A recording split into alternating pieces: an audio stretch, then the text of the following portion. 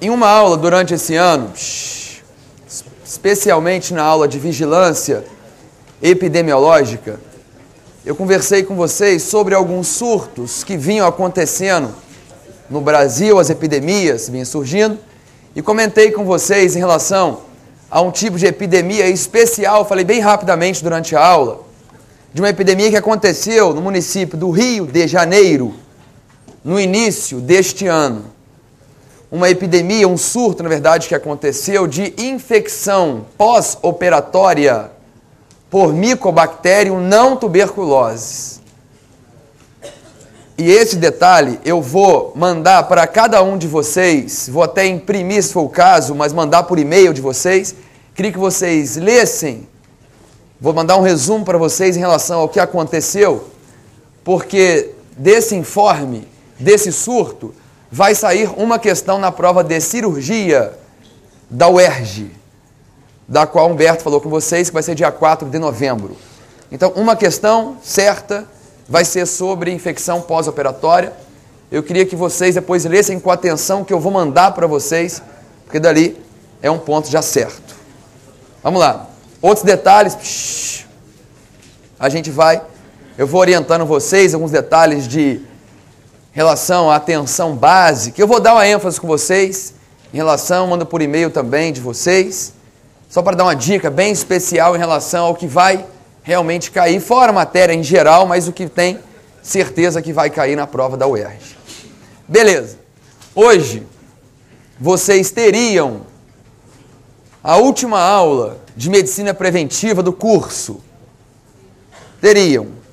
Só que eu não sei se o Humberto comentou com vocês, eu estou com um problema hoje na garganta, o horário também já até passou um pouco do horário que deveria ser o início da aula. Então hoje não vai ter aula de medicina preventiva. Hoje, na verdade, eu vou contar uma historinha para vocês. A aula não tem. Então, só para entender, é uma história, gente, história por história. História tem início, tem meio e tem fim. Uma historinha de Joãozinho e Maria no parque. Historinha para boi dormir. Só que a diferença da história que eu vou contar hoje para vocês é que não pode dormir. É só ter atenção, porque esse tema da nossa história é o tema mais pedido em qualquer questão de prova de medicina preventiva, principalmente em concurso público que vocês farão aí na vida de vocês. Como é uma historinha isso aqui, obviamente tem início, tem meio, tem fim, como eu comentei, e eu queria que vocês fossem acompanhando essa aula, essa história, e por isso eu resolvi, para vocês entenderem à medida que vai passando a aula, eu resolvi enumerar os slides para vocês acompanharem aí ao longo da aula. Então vocês vão acompanhando à medida que eu for passando, vocês vão entendendo, está no início, está no meio, ou está no fim da aula. Agora, história por história sempre era uma vez, né? Isso era uma vez, Joãozinho e Maria no parque. Se eu falo o tema da aula de uma vez por todas, fala assim, vamos falar sobre isso hoje. Já dá uma certa angústia, um certo desespero que aparece esse nome pra gente. E vocês não gostam disso, porque isso aqui envolve lei, legislação, e a gente não está acostumado com isso. Por isso, esse é o tema, mas vai ser uma historinha, história por história, sempre começa há muito, mas há muito tempo atrás. Não é assim que uma história começa? Então, só para ter uma ideia, vamos entender isso aqui, o antes, para entender o porquê do surgimento. Como é que é teu nome? Leonardo. Então vamos dizer o seguinte, imagina o Leonardo, vamos voltar no tempo. Início do século XX, 1900, por aí. Leonardo, na época, era médico. E nessa época, não existiam hospitais, não tinha isso, não tinha consultório. Na época, se eu precisasse de assistência médica, o que eu fazia? Eu chamava o Leonardo, ele vinha até a minha casa, prestava assistência médica, chegava lá e cobrava a taxa que foi da consulta dele, me prescrevia alguma dieta, uma fórmula mágica que ele inventava, alguma coisa que ele quisesse, e a partir daí eu pagava pelo serviço dele, eu comprava o serviço dele. Mas quem não tinha dinheiro para pagar esse serviço médico, quem não tinha dinheiro, não tinha assistência médica, não tinha hospital, não tinha nada. No máximo, as pessoas largadas acabavam sendo atendidas nas instituições filantrópicas, nas casas de saúde, nas casas de beneficência. E quem cuidava das pessoas lá não eram enfermeiras, não tinha enfermeira. Quem cuidava das pessoas lá eram as freiras. E por caridade, por bondade, um dia que o Leonardo tivesse aí bem disposto, ele passava lá nessas instituições, orientava as freiras, mais ou menos, o que deveria fazer frente àquelas pessoas moribundas, largadas que ficavam lá. E ele vivia a vida dele. Ou seja, ninguém tinha assistência médica, só quem tinha dinheiro para pagar e comprar um serviço. E o tempo foi passando. Vamos pegar agora, início da década de 20, por aí. Como é que é teu nome? Edson. Ellison, desculpa.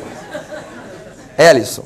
Então o Ellison aqui no início, vamos voltar, vamos entender aqui, ó. Década de 20, vamos imaginar que ele tinha uma fábrica de chapéu. A família dele tinha fábrica de chapéu, todo mundo gostava de chapéu naquela época. E as pessoas não tinham dinheiro para pagar o serviço do Leonardo. O que os empregados dele resolveram fazer? Juntaram, chamaram ele e falaram assim, vem cá, o que você acha de você começar a descontar, não decora em valor? Por exemplo, você desconta aqui agora 3% do nosso salário e você desconta 1% do seu lucro e a gente faz uma caixinha. Todo mundo passa aqui a depositar um dinheiro mensal.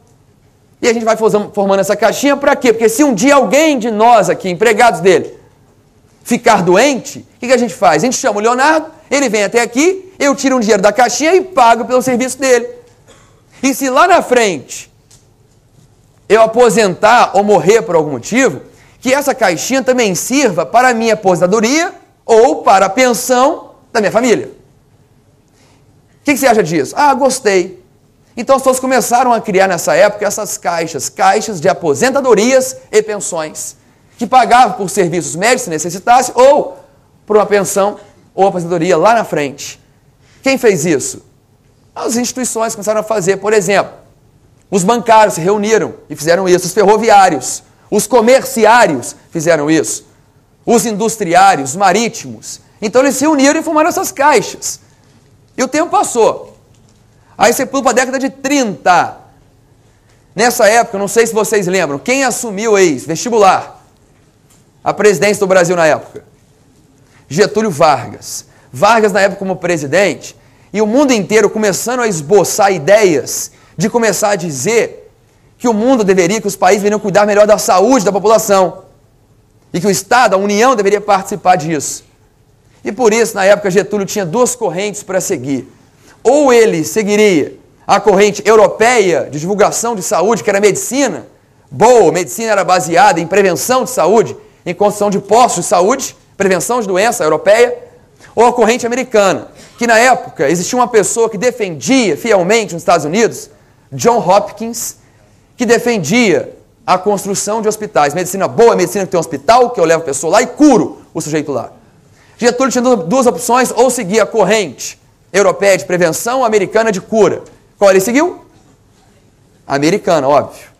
E por isso, então, vamos construir hospitais. Mas o Brasil não tinha dinheiro para construir. O Getúlio não tinha dinheiro à vontade para sair construindo hospitais. O que Getúlio malandro percebeu? Peraí, os bancários, os marítimos, ferroviários, industriários, eles estão aí cheios de dinheiro, nas caixinhas deles. Então vem cá, bancário, vem cá, vamos fazer uma reunião aqui. O que você acha de você pegar o dinheiro da sua caixinha e eu entro também com uma parte de dinheiro e a gente constrói um hospital aqui para vocês, bancários? Um hospital para a gente, você ajuda? Eu gostei. Comerciários vão fazer isso? Vão. Industriais vão fazer? Vão. Marítimos vão fazer? Vamos. E eles reuniram. Como agora o Estado passou a participar também da caixinha, então eles mudaram o nome. Ao invés de ser caixas de aposentadorias e pensões, CAPs, eles passaram a chamar de IAPs, Institutos de Aposentadorias e Pensões, que o Estado passou a participar junto. Então, na época, começaram a construir hospitais. Por exemplo, como na época a capital do Brasil era o Rio de Janeiro, então eles construíram, por exemplo, o Hospital dos Bancários, o Hospital da Lagoa, Hospital dos Comerciários, Hospital de Ipanema, Hospital dos Marítimos, Andaraí, Ourense de Freitas, Hospital dos Industriários, Bom Sucesso. Então eles estavam construindo hospitais. E o povo adorou. Porque agora eu tenho um hospital inteiro, imenso, para mim, sem fila. É só eu mostrar minha carteirinha aqui do IAPB, do bancário, eu tenho um hospital inteiro para mim. E o povo começou a sentir que realmente o dinheiro do qual ele contribuiu valeu para alguma coisa. O povo gostou. Então eles criaram os IAPs, IAPB do bancário, IAPC comerciário, IAPI industriário, por aí vai. O povo gostou e o tempo ficou por aí, foi passando. Os hospitais lá, o povo feliz. E agora a gente vai pular para o meio da década de 60.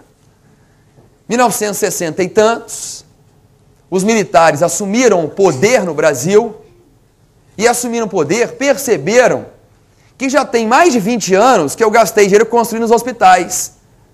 E que aquela caixinha dos bancários cresceu de novo, está cheia de dinheiro. A caixinha dos comerciários cheia de dinheiro, a caixinha dos industriais está cheia de dinheiro. Só que o militar, que é muito centralizador, ele não tinha acesso, ele não podia meter a mão naquele dinheiro, porque eram os bancários, comerciários, industriários. O que os militares malandros fizeram nessa época? Vem cá, o que vocês acham aí da gente unificar tudo? Como assim unificar tudo? Olha, você mora na periferia. Você tem que ir até a Zona Sul para ter que ir no hospital dos bancários. E você que mora na Zona Sul tem que ir até a periferia para ir no hospital dos industriários. O que você acha aí? Já que você paga, todo mundo contribui, o que você acha de todo mundo unificar? Quem paga tem que frequentar qualquer hospital. Quer dizer que eu posso frequentar qualquer um? Não só no município do Rio, mas se eu for para São Paulo, se eu for para Campo Grande, se eu for para Porto Alegre, qualquer lugar que eu vá, eu possa frequentar, já que eu pago? Pode. Então vamos unificar tudo, vamos. Vamos criar agora um instituto, não dos bancários comerciários, mas um Instituto Nacional da Previdência Social. Criaram INPS. O povo adorou. Por que adorou? Porque agora, ao invés de ter um hospital para frequentar, ele pode ter vários hospitais para frequentar. Ele mostra a carteirinha que contribui para o INSS, que ele é descontado, paga o dízimo mensal do seu salário e tem direito a frequentar qualquer hospital. Ótimo, o povo gostou. E os militares malandros passaram a assumir o controle desses institutos. E por isso pegou o dinheiro que todo mundo estava contribuindo há anos. Dinheiro sobrando, o que os militares fizeram? Vamos gastar dinheiro. Construíram obras faraônicas no Brasil. Vamos construir a maior ponte do mundo? Vamos, ponte Rio-Niterói. Vamos construir a maior hidrelétrica do mundo? Vamos, Itaipu. Vamos construir a Transamazônica. E construíram. Com qual dinheiro? Com esse dinheiro.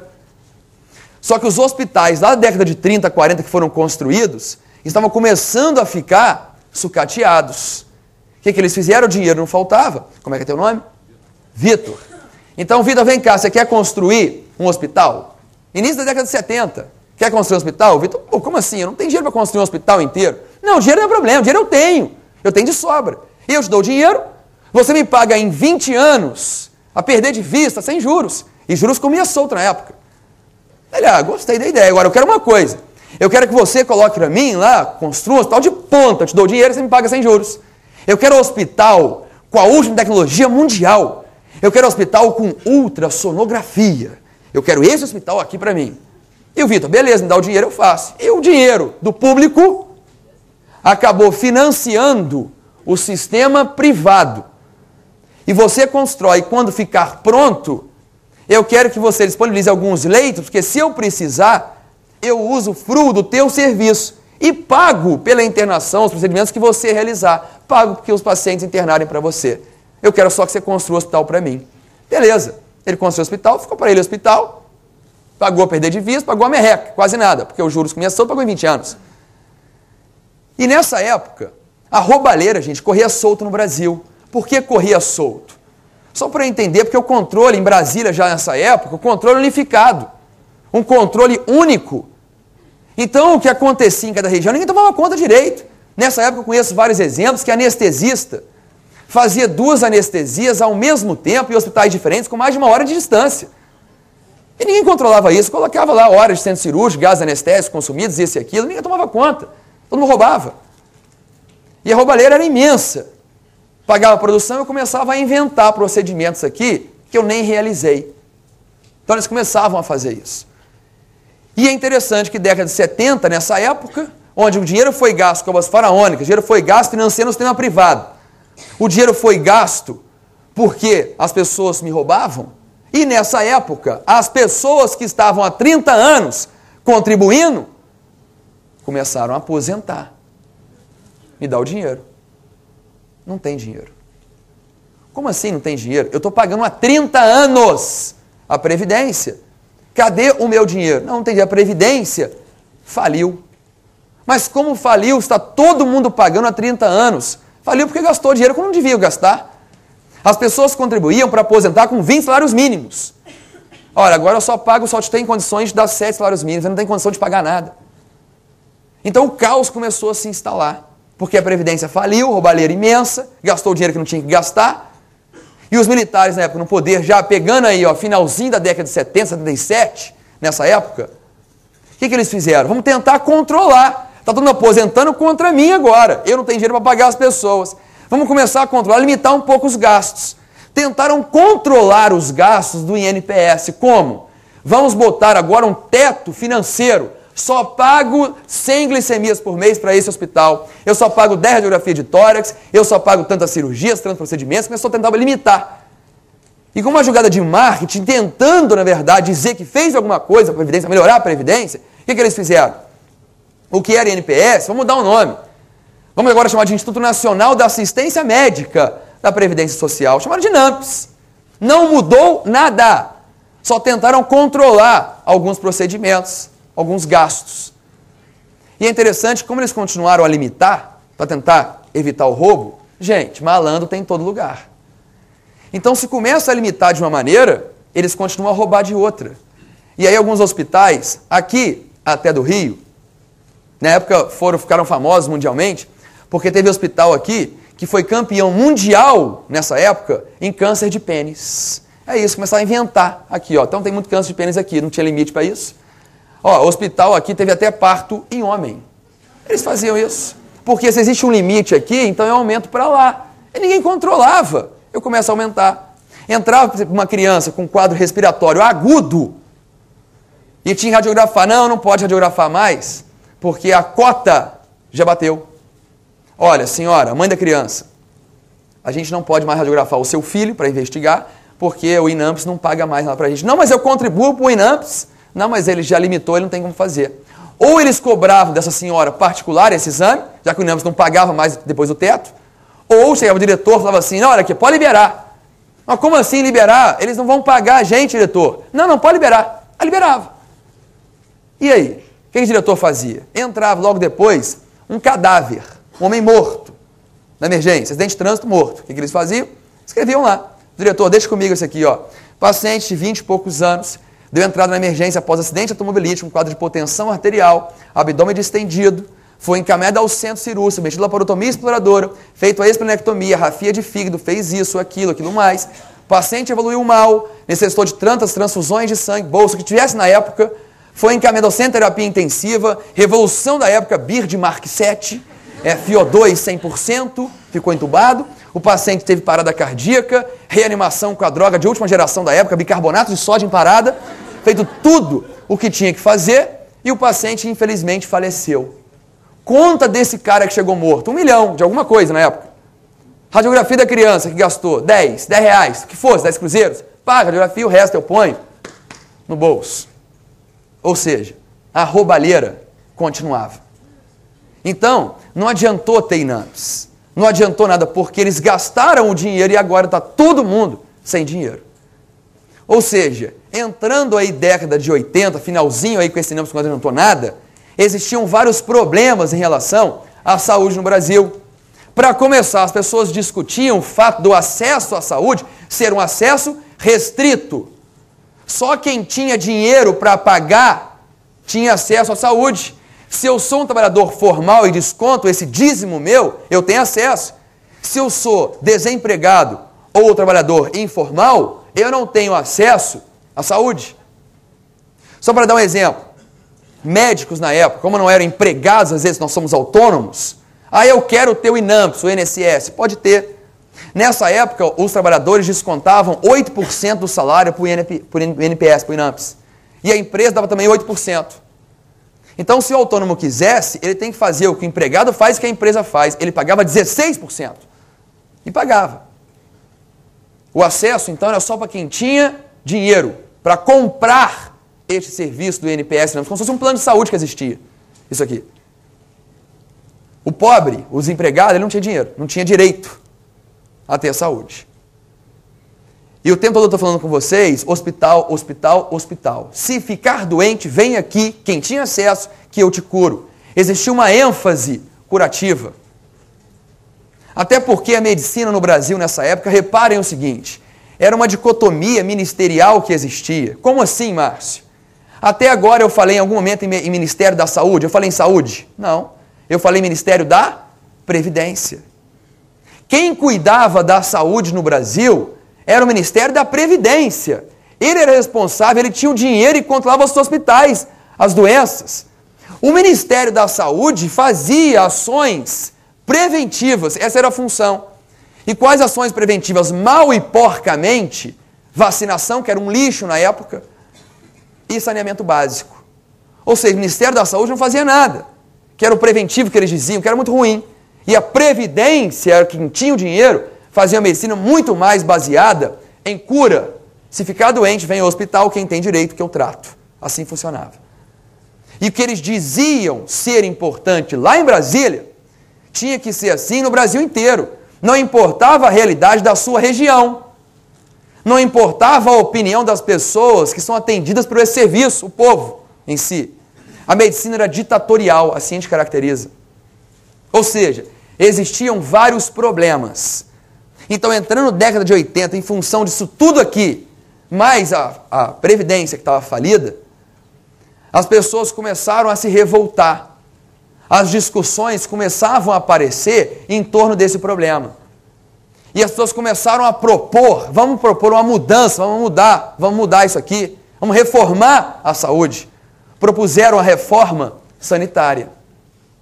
E é interessante, gente, nessa reforma sanitária, eu não sei se vocês lembram isso, estudaram isso, mas isso aqui foi muito marcado numa época que os cirurgiões todos do Brasil foram numa marcha histórica em direção a Brasília, tentando reivindicar, vamos melhorar a saúde, está ruim, não está bom esse processo.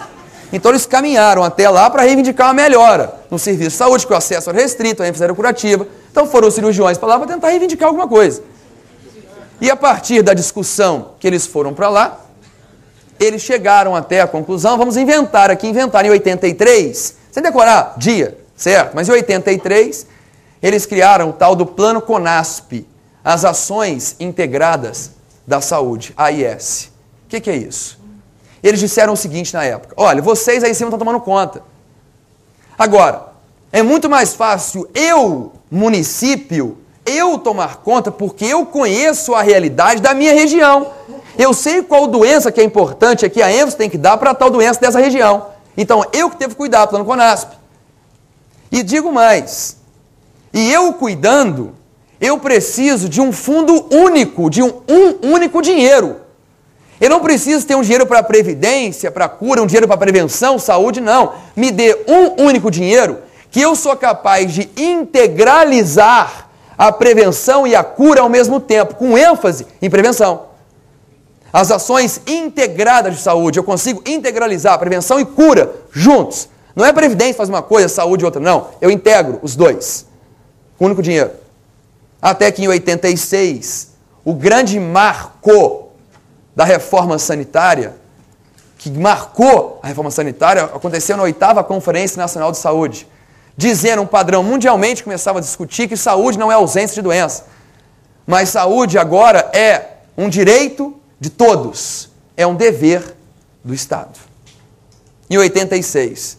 E a partir daí, logo em 87, numa forma de transição, eles criaram o tal do SUDES. O que é o SUDES em 87? Sistema Único e Descentralizado de Saúde. Até que realmente, um ano depois, em 1988, com a última Constituição que eles fizeram, nasceu finalmente a criança. Surgiu o SUS. Está aí.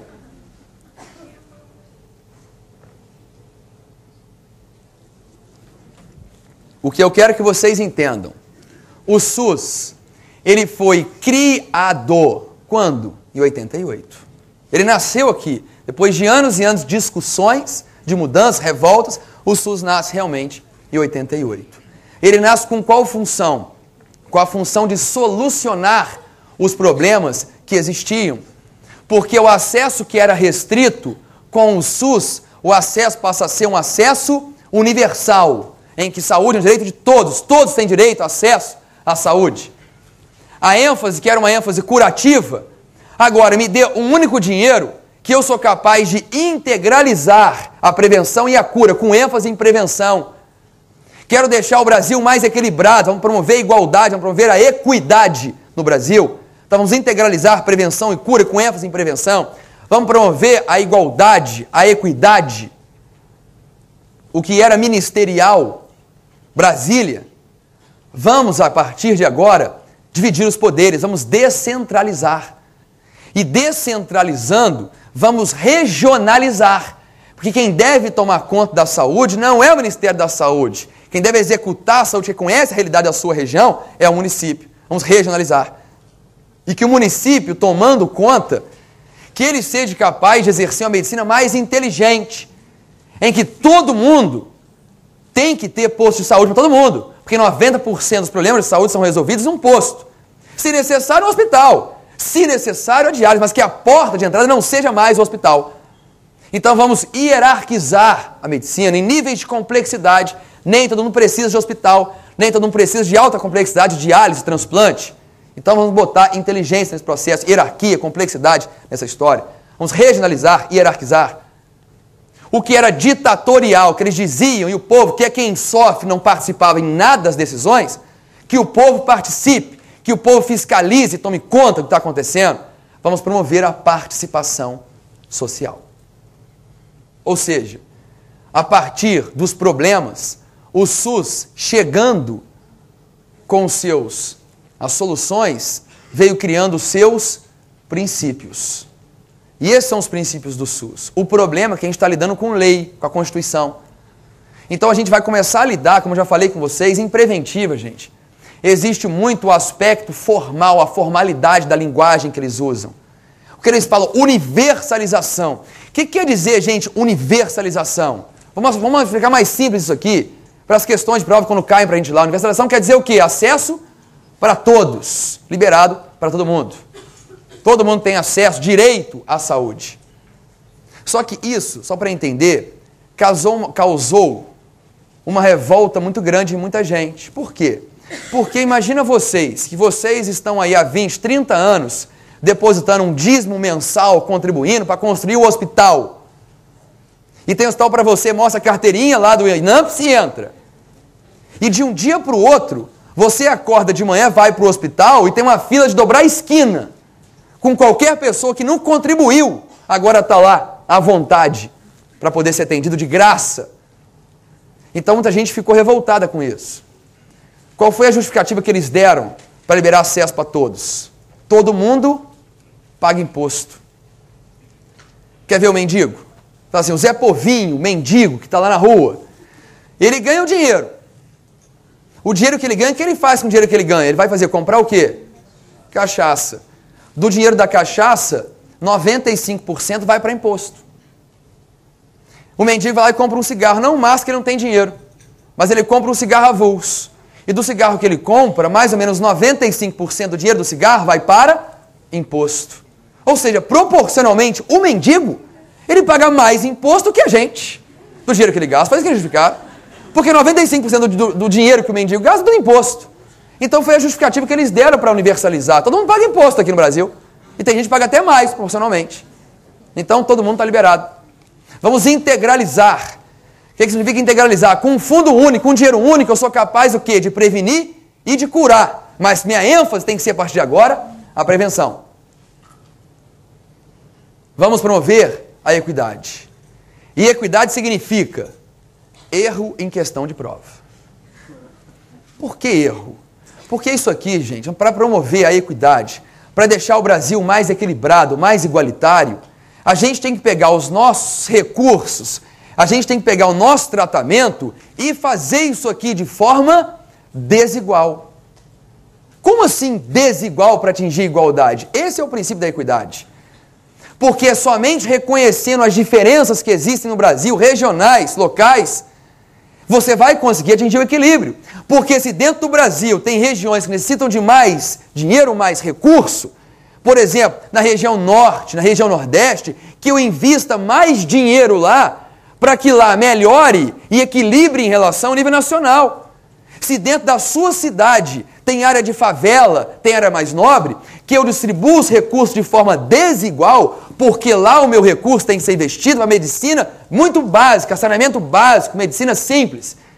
Enquanto que numa área mais nobre da cidade, isso já está tranquilo. Saneamento está liquidado, então que eu invista, por exemplo, lá, um dinheiro para cuidar de acidente de trânsito, que seja, redução de outros tipos de morte. Então que eu distribuo os recursos de forma desigual para eu atingir um dia o equilíbrio. Isso é o princípio da equidade. Por isso que muita gente erra em prova. Vamos descentralizar. O que significa descentralizar, gente? Vamos dividir poder. E é isso. Todo mundo passa a mandar, não só o Ministério, a União, mas que os estados, os municípios também participem das decisões. E que o município, regionalizando, ele seja o executor, o gestor. Então vamos municipalizar, é isso. E o município tomando conta, passando a assumir a gerência, a execução da saúde, que ele faça isso de forma inteligente, vamos hierarquizar. O que é hierarquia? Que eu coloque níveis de complexidade certinhos, em que todo mundo tenha disponível um posto de saúde. Se necessário, vá a um hospital. Se necessário, um transplante, uma diálise, o que for. Mas para a gente entender. Hierarquia, níveis de complexidade. Vamos promover a participação social, vamos. E a participação social, ela é feita através dos conselhos, das conferências de saúde. Está aí. Ou seja, esses são os princípios que a gente conhece do SUS. Agora, para as questões mais maldosas, poucas questões, uma ou outra, gente, que quando pede isso aqui, às vezes quer de maldade colocar e dividir os princípios do SUS, tem duas maneiras. Tem os princípios chamados de princípios éticos, doutrinários, e aqueles organizacionais e operativos. Aí eles dividem isso aqui de duas maneiras. É isso. Às vezes a gente confunde. Eu até avisei isso outro dia, porque eu sempre tive uma dificuldade enorme de guardar isso aqui. E não consegui pegar. Qual é um, qual é o outro? Ele fica decorando, tinha que decorar. Até que semana passada eu tive um estalo. Eu falei, já sei, aí eu entendi. Eu passei a entender por que um é doutrinário e por que o outro é organizacional operativo. Porque você passa a olhar isso aqui, realmente os éticos aqui, eles começam com vogal, olha isso. Enquanto que os outros com consoante. É só saber uma coisa, que hierarquia é com H. Pronto, se você sabe isso, está resolvido. Você entende o organizacional, entende os éticos. Pronto, sem ter que inventar moda. Você já sabe, vogais, os consoantes, hierarquia com H. Pronto, acabou. Vamos ver aqui, ó, vamos embora. A garantia de que todos os cidadãos devam ter acesso aos serviços públicos e privados conveniados em todos os níveis do sistema de saúde, assegurado por uma rede de serviços com tecnologia apropriada. É o princípio do SUS conhecido como, que princípio é esse, gente? Universalidade. Todos os cidadãos têm acesso a todos, universalização. Quem é o controle social? Isso é feito através de quê? Dos conselhos, das conferências. A hierarquia é o que, gente? Níveis de complexidade, posto, hospital, diálise se necessário. Equidade, tratamento desigual e integralidade. Integrar o quê? Prevenção e cura. É isso. Está aí. Então, para lembrar. Vamos lá. Assinale a alternativa incorreta em relação ao SUS. Letra C. Equidade significa que todo cidadão deve ser tratado igualmente pelo SUS, independente da sua condição econômica, classe social, credo, cor e condição de vida em geral. Porque eu leio isso aqui e eu fico emocionado. Não é isso? O SUS é bonitinho. Olha como é que ele é bonitinho. A gracinha não discrimina ninguém. Ele enxerga o branco, o amarelo, o rosa, todo mundo igual. O SUS discrimina, quer discriminar? Não. Mas isso aqui é o princípio da equidade? Não. A equidade é reconhecer que cada um é diferente do outro. Cada um tem as suas necessidades específicas. E reconhecendo as diferenças, as necessidades individuais, eu consigo atingir um equilíbrio. Isso é equidade. Aqui está errado. Equidade não é tratar todo mundo igual. É pelo contrário, é tratar desigual. Sem discriminar, mas isso é a equidade. Organizar os serviços de saúde por níveis de complexidade da assistência significa o quê, gente? Hierarquia. Beleza. Qual dos itens abaixo não corresponde aos princípios do SUS? centralização político-administrativa. Então, em relação que a gente tem aos conselhos de saúde, eu comentei a participação social. Como é que é a história que a gente conhece dos conselhos? Como é que funciona a participação social? Metade dos conselhos é composta por profissionais de saúde, prestadores de serviços, representantes do governo, metade está aí. O que importa dos conselhos é o quê? Que a outra metade dos conselhos, ela é integralmente formada pelos usuários do SUS. Isso é participação social. E aí a gente tem conselho municipal, conselho estadual, conselho nacional. Qual é a função do conselho? Gente, eles controlam o quê? Eles vão controlar os gastos e vão controlar o quê? A execução da saúde na região. Tá aí. Como é que o município, o secretário municipal de saúde, ele está fazendo aqui, ó, está gastando dinheiro com a saúde? Eu vou fiscalizar ele, vou tomar conta. O dinheiro está indo para a saúde mesmo ou está indo para a Bolsa Família? Está indo para o social? Então o Conselho de Saúde vai fiscalizar esse detalhe. Esse é o detalhe. Agora, os conselhos, para acabar com a politicagem, teoricamente, eles dizem o seguinte: os conselhos não mudam a cada eleição. Porque os poderes dos conselhos, eles são permanentes.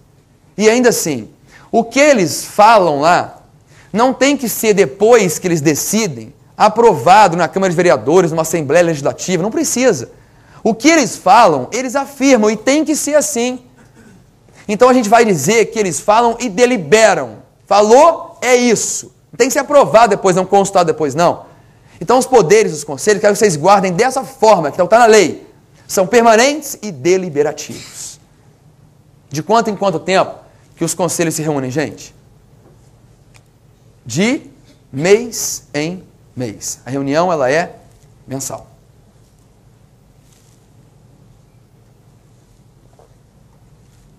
Quem já foi? Quem já foi? Quem já foi, gente, já viu, porque realmente é uma zona, é uma bagunça. Você vai lá, cada um fica palpitando, querendo dizer mais alto que o outro. É minha vez, não, já falou, aí querendo levar vantagem em cima do outro. Eu até fotografei um dia que estava lá na reunião dos conselhos de saúde, porque em geral é uma bagunça. Estava eu lá, no cantinho escondido aqui, querendo discutir. Vem cá, minha vez, não, é a tua vez. E começa a discussão. Eles vão para lá e você não tem ideia, gente, como é que é uma bagunça, é uma zona isso aqui. É impressionante. Porque as pessoas, até de forma até interessante, que vão para lá, os usuários, vão para lá dizendo o seguinte: olha, eu quero aqui, ó, lá na minha comunidade está faltando posto de saúde, que era um posto lá.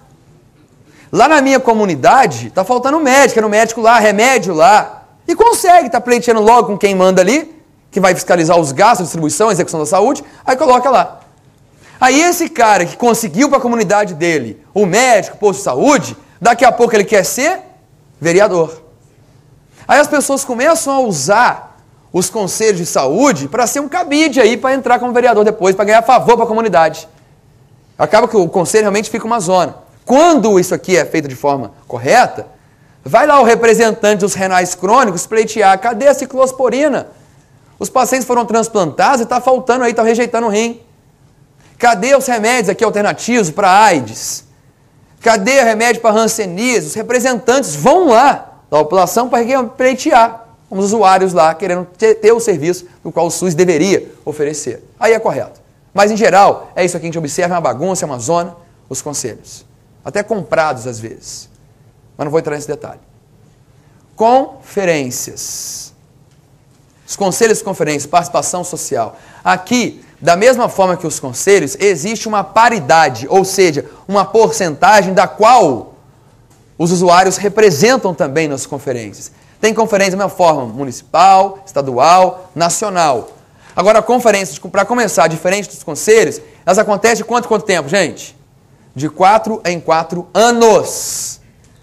Que, por sinal, agora em novembro, vai ter a 13ª Conferência da Saúde. Tem a municipal, tem a estadual e a 13ª Conferência Nacional de Saúde. É isso. Qual é a função da conferência? Eles vão avaliar a situação da saúde no Brasil e ditar para os próximos anos as estratégias, as diretrizes da política de saúde. Essa é a função básica em relação às conferências.